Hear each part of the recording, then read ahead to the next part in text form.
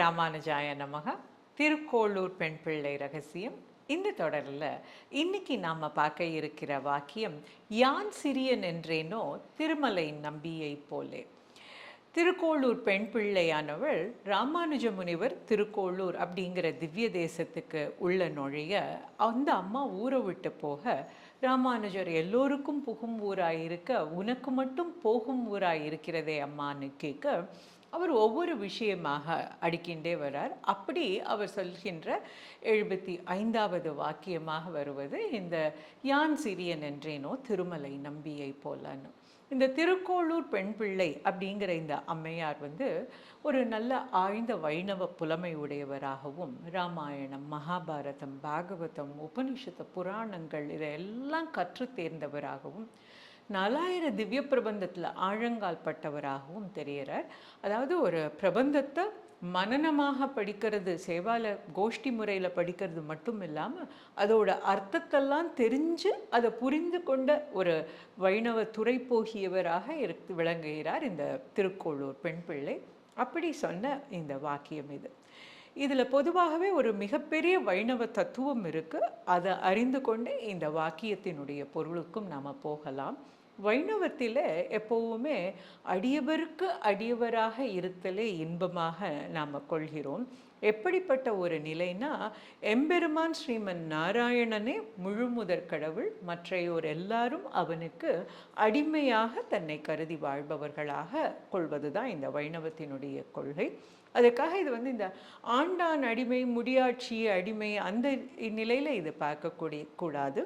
ஆண்டவனுக்கு தொண்டு செய்து வாழ்வதையே நம்மளுடைய ஒரு வாழ்க்கை பயனாக கருதுபவர்கள் இந்த வைணவர்கள். அதனால தான் அடியோங்கள் ஆட்கொண்டோம் அப்படின்னு பெரியாழ்வார் சொல்லுவதாக இருந்தாலும் சரி, இல்லை நம்மாழ்வாருடைய பாசுரங்களில் பார்க்கும்போது கூட அடியன் என்றும் தன்னை அடியேன் என்றும் அவர் பல இடங்களிலே தன்னை நிரூபித்துக் கொள்கிறார். நான் உனக்கு அடிமையாக இருக்கிறேன் அப்படின்னு. அகலகில்லேன் இறையும் என்னும் அலர்மேல் மங்கை உரைமார்பா சொல்லும் பொழுது கூட உன் அடிக்கீழ் அமர்ந்து புகுந்தேன் அப்படின்னு சொல்லுவார். அப்படி அவனுடைய அடிமையாக, அவனுடைய பொன் அடியை சேவித்து கொண்டு வாழ்வதாக அப்படிங்கிற ஒரு நிலையில் வாழ்வதை பார்க்கிறோம். இதுதான் ஒரு உயரிய கொள்கையாக நாம் கொண்டிருக்கிறோம். அதனாலேயே வைணவர்கள் மற்றொரு வைணவரை பார்க்கும் பொழுது எல்லாமே அடியேன் அப்படின்னு சொல்லக்கூடியது. தங்களுக்கு நான் அடியவனாக இருக்கிறேன் அப்படிங்கிற ஒரு எண்ணத்தில் அடியேன் அப்படின்னு சொல்லக்கூடிய அந்த ஒரு நிலை எப்பொழுதுமே மற்றவரை விட தன்னை தாழ்த்தி கொள்ளுவதே ஒரு பெரிய நிலையாக பார்க்கிறோம். இதை திருப்பாவையில் கூட பார்க்கலாம். நானே தான் ஆயிடுக அப்படின்னு எல்லை இளம்கிளியே பாசுரத்திலே ஆண்டாள் சொல்வார். எல்லாரும் போந்தார் போந்து எண்ணிக்கொள் அப்படின்னு ஒவ்வொன்றா சொல்லிட்டு வரும்பொழுது, நீ வந்தியா நான் வந்தியா, உம்மேல தப்பா எம்மேல தப்பா அப்படிங்கிற ஒரு மாதிரி உரையாடல் வரும்பொழுது எல்லா தவறும் என்னோடதாவே இருக்கணும் அப்படிங்கிற ஒரு நிலை. அதுதான் தன்னை மற்றவர்களை காட்டிலும் தாழ்த்தி கொள்ளுவது அப்படிங்கிறது வைணவத்திலே ஒரு மிகப்பெரிய ஒரு கொள்கையாக கொண்டு வாழ்கிறார்கள். அதுதான் இந்த அடியேன் அடியார் அப்படிங்கிற ஒரு நிலை. இது இப்படி இருக்க, திருமலை நம்பி அப்படிங்கிற ராமானுஜருடைய பூர்வாசிரம தாய்மாமா, அதாவது அவருடைய தாய்மாமாவாக இருந்தார். துறவு மேற்கொண்ட பிறகு உறவு கிடையாது, அதனால் அப்படி சொல்கிறது வழக்கம். இந்த திருமலை நம்பிக்கு 2 சகோதரிகள். ஒருவர் பேர் காந்திமதி, இன்னொருவர் ஸ்ரீமதி. இந்த காந்திமதி அம்மையாருக்கு ஸ்ரீபெரும்புதூரை சேர்ந்த கேசவ சோமயாஜி அவர்களுடன் திருமணமானது. அவர்களுக்கு பிறந்த ஒரு குழந்தை, ஆண் குழந்தை. அந்த ஆண் குழந்தைக்கு இந்த திருமலை நம்பி, பெரிய திருமலை நம்பி என்று தான் அவரை சொல்வது. அந்த பெரிய திருமலை நம்பி நாமகரணம் செய்து வைக்கிறார். அந்த நாமகரணம் இட்டு அவர் அழைத்த பெயர் இளையாழ்வார். இந்த இளைய ஆழ்வார் அப்படிங்கிறது யாரை குறிக்கிறதுனா லக்ஷ்மணன். எப்படி ராமாவதாரம் பண்ணினப்போ ஆதிசேஷன் லக்ஷ்மணனா அவதாரம் செய்து ராமனுக்கு அடிமை நான் அப்படிங்கிற நிலையில் இருந்து ராமனுக்கு ஒரு தீங்கும் வராமல் பாதுகாத்து அவனுடைய மெய்காவலனாக இருந்து ராமனுடைய தொண்டையே தன்னுடைய முழு முதற் குறிக்கோளாக கொண்டு லக்ஷ்மணன் இருந்தானோ, அந்த லக்ஷ்மணனை இளைய ஆழ்வார் என்று அழைப்பது வைணவர்களுடைய வழக்கம்.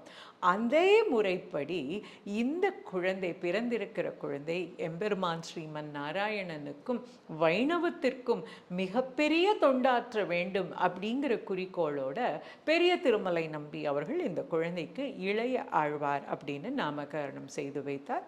இந்த நாமகரணம் செய்து வைத்து பின்னர் அவருக்கு முறைப்படி பாடசாலை கல்வி எல்லாம் நடைபெற்று கொண்டு வந்த காலத்திலே கூட அவ்வப்போது அவருக்கு எம்பெருமானுடைய திருவரலாறு, விசேஷங்கள், உபநிஷதங்கள் இதை எல்லாவற்றையுமே நம்முடைய பெரிய திருமலை நம்பி கற்றுக் கொடுத்து கொண்டே இருந்தார்.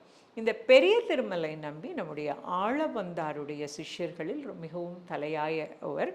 ஆளவந்தாருடைய சீடர்கள் பெரிய நம்பிகள், திருக்கோஷ்டியூர் நம்பிகள், பெரிய திருமலை நம்பி, திருமலை ஆண்டான், திருக்கச்சி நம்பிகள், இவர்கள் ஆளவந்தாருடைய சீடர்கள். இதில் ஒவ்வொருவருக்கும் ஒவ்வொரு துறையிலே மிக ஆளவந்தார் தனிப்பட்ட முறையிலே இவர்களுக்கு அந்த வித்தையை கற்றுக் கொடுத்திருந்தார். அப்படி பெரிய திருமலை நம்பிகளுக்கு இராமாயண பாடங்களை அவர் செய்து வைத்திருந்தார். இராமாயணத்தில் துறை போகியவராக இருந்தவர் இந்த பெரிய திருமலை நம்பி. இது ஒரு புறம் இருக்க, ராமானுஜர் இங்கு ஸ்ரீபெரும்புதூரில் வாழ்ந்து வந்த காலத்திலே மதுராந்தகத்தில் வைத்து அவருக்கு பஞ்சசம்ஸ்காரம் அப்படின்னு சொல்லக்கூடிய சங்கு சக்கர முத்திரைகளை இட்டு எம்பெருமான் ஸ்ரீமன் நாராயணனை தன்னுடைய தலைவனாக ஏற்றுக்கொள்கிற அந்த வைபவம் நடத்தும் பொழுது பெரிய திருமலை நம்பிகள் தான் அவருக்கு அந்த லட்சணையெல்லாம் பண்ணி வச்சு, அவருக்கு பஞ்சசம்ஸ்காரம் பண்ணி வச்சு அவருக்கு ராமானுஜர் அப்படிங்கிற பெயரை கொடுத்தார். அந்த பெயரே பிற்காலத்தில் ராமானுஜருக்கு நிலைத்து விட்டது. இளைய பெருமாள் அப்படிங்கிற பெயரில் இளைய ஆழ்வார் அப்படிங்கிற பெயரை நீங்களாக ராமானுஜருங்கிற பெரிய திருமலை நம்பி வைத்த பெயர் தான் அவருக்கு நீடித்தது. இந்த சகோதரியினுடைய மகன் தான் கோவிந்த பட்டர். அவரை தொடர்ந்து பார்ப்போம். இப்போ இந்த ராமானுஜர் இப்படி ஸ்ரீபெரும்புதூரில் வாழ்ந்து வந்த காலத்தில் திருக்கச்சி நம்பிகளாலே எம்பெருமானுடைய சௌபாகிய குணங்களில் ஈடுபட்டு அவர் அங்கிருந்து துறவு மேற்கொண்டு அவர் ஸ்ரீரங்கத்துக்கு ஸ்ரீரங்கத்திலே மடத்தினை நிறுவி அங்கிருந்து வைணவ கொள்கைகளை பரப்பி கொண்டு வந்தார். அந்த காலகட்டத்தில் ஆளவந்தாருடைய மற்ற சிஷ்யர்களிடமிருந்து ரகசிய கிரந்தங்களும் திருவாய்மொழிக்கான வியாக்கியானமும் எல்லாம் கற்று வந்தார். ஆனால் அவருக்கு ராமாயணம் கற்றுக்கொள்ள வேண்டியதுக்கு பெரிய திருமலை நம்பிகள் அவரிடம் தான் திருமலையிலே அவர் இதை கற்றுக்கொண்டார். வால்மீகி ராமாயணத்தில் முற்றும் கற்றுணர்ந்தவர் இந்த பெரிய திருமலை நம்பி. ராமானுஜர் அவரிடமிருந்து தான் ராமாயணத்தை கற்றுக்கொண்டார். இது ஒரு புறம் இருக்க, ஸ்ரீரங்கத்திலே ராமானுஜர் கோலோய்ச்சி கொண்டிருந்த காலத்தில் தினமும் உபன்யாசம் நடக்கும். சிஷ்யர்கள் எல்லாருக்கும் ராமானுஜருடைய உபதேசம் நடக்கும், பாடங்கள் நடக்கும்.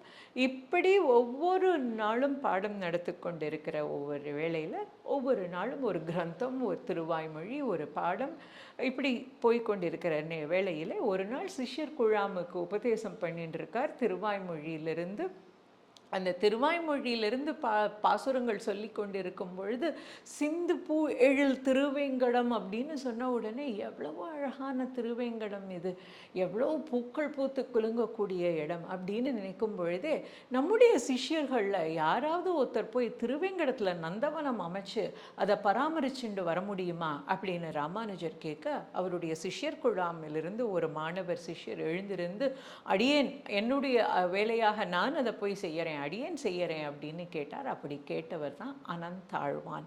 இப்படி அனந்தாழ்வான் சொன்ன உடனே ராமானுஜருக்கு ரொம்ப சந்தோஷம் ஏற்பட்டு அவருக்கு அப்பொழுது அனந்தான் பிள்ளை அப்படிங்கிற பெயரை இடுறார். அனந்தான் பிள்ளை திருமலைக்கு வந்திருந்து ராமானுஜர் பேரில் ஏரியை அமைத்து நந்தவனத்தையும் அமைத்து அந்த நந்தவனத்திலிருந்து வர பூக்களை திருமலை எம்பிரானுக்கு, நம்முடைய திருவேங்கடமுடையானுக்கு தினமும் பூவை அவருக்கு சேர்ப்பிக்கின்ற வேலையை அவர் செய்து வந்தார்.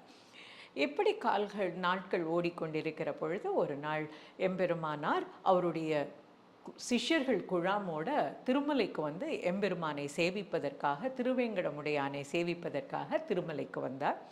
அப்படி வரும்பொழுது முதலாவதாக அவர் சந்தித்தது அனந்தான் பிள்ளை. அவருடைய நந்தவனத்தில் அவர் முதல்ல பார்க்குறார். அப்படி அனந்தான் பிள்ளையை பார்த்த உடனேயே ராமானுஜருக்கு ரொம்ப மகிழ்ச்சி ஏற்படுறது. தன்னுடைய ஒரு சொல்லை கேட்டுக்கொண்டு அங்கிருந்து திருவரங்கத்திலிருந்து திருவேங்கடம் வந்து இந்த நந்தவனம் வேலையை செய்கிறாரேன்னு அவரை கட்டி அணைத்து ஆலிங்கனம் செய்து கொள்கிறார் ராமானுஜர்.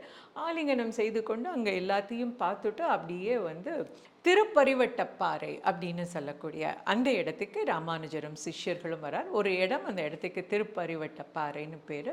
அப்படி அவர்கள் திருப்பரிவட்டப்பாறைக்கு வந்து சேர்ந்த உடனே அந்த இடத்துக்கு முதியவராகிய ராமானுஜரின் பூர்வாசிரம மாமாவாகிய பெரிய திருமலை நம்பிகள் அவருடைய தள்ளாத வயதில் அப்படியே எம்பெருமானுடைய பிரசாதங்களை எல்லாம், அவருடைய கலைந்த மாலை, திருத்துழாங்கிற துளசி எல்லாம் பிரசாதத்தையும் எடுத்துட்டு வந்து ராமானுஜர் தன்னுடைய மருமகனாக இருந்தாலும் இன்னைக்கு துறவு மேற்கொண்டு சந்நியாசியாக எம்பெருமானராக அவர் வந்திருக்கிறார். அப்படிங்கிறனால ஒரு சந்நியாசிக்கு துறவு மேற்கொண்டவருக்கு கொடுக்க வேண்டிய மரியாதையாக மலை மேலிருந்து பிரசாதங்களோட இந்த திருப்பரிவட்ட பாறைக்கு எடுத்துக்கொண்டு வந்து பெரிய திருமலை நம்பிகள் ராமானுஜருக்கு அந்த பெருமாளுடைய பிரசாதத்தை கொடுக்கிறார்.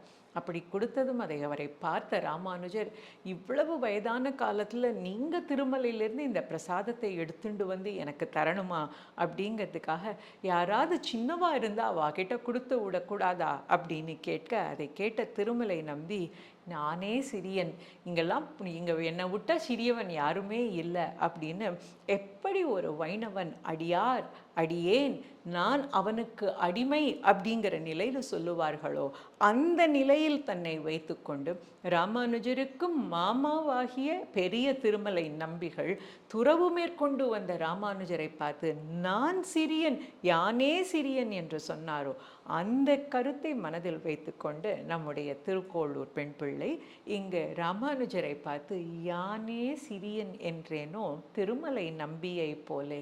அந்த மாதிரி எனக்கு ஏதாவது வைணவத்தில் ஆழ்ந்த ஞானம் ஏற்பட்டு மற்றவர்களை பார்க்கும் பொழுது உங்களை விட எனக்கு ஒன்றுமே தெரியாது, நானே சிறியன் அப்படிங்கிற நிலையில் ஏதாவது சொல்லியிருக்கேனா என்ற பொருள் படும்படி இந்த வாக்கியத்தை சொல்கிறார்.